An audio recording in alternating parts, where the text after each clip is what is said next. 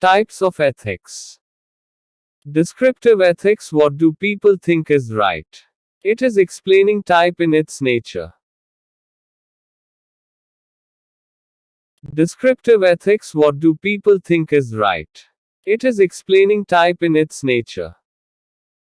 Normative prescriptive ethics. When I keep my views, then it is normative ethics. How should people act?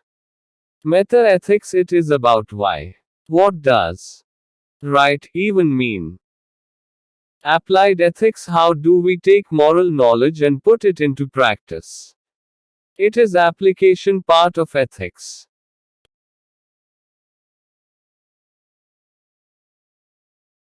Environmental ethics. It concerns human being ethical relationship with the natural environment.